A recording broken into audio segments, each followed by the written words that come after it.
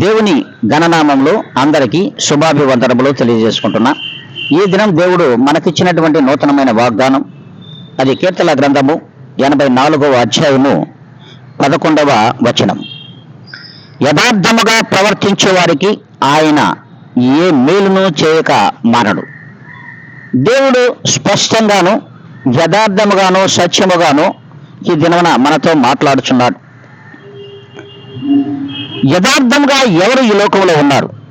యథార్థ మార్గంలో ఎవరు ఈ లోకంలో నడుస్తున్నారు? ఒక్కసారి జ్ఞాపకం చేసుకోండి.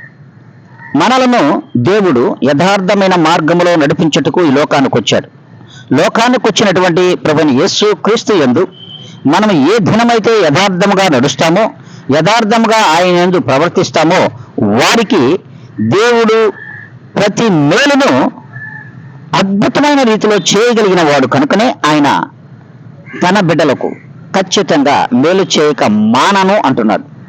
మరి ఆ రీతిగా మనం ఉన్నామో లేదో ఒక్కసారి జ్ఞాపకం చేసుకోండి. లేనట్లయితే ఈ దినమనే ప్రార్థనలో ఏకీభవించండి. మహాపరిశుద్ధుడ, ప్రేమ కలిగిన మా తండ్రి, కృపా కనికరములు కలిగిన మా దేవ, ఇదిగోనైనా మీ పాదాలకు ఎనలేని వందనములు సమర్పించుకుంటున్నా. వీక్షించుచున్న ప్రతి బిడ్డను మీ చేతులకు సమర్పించుకుంటున్నా.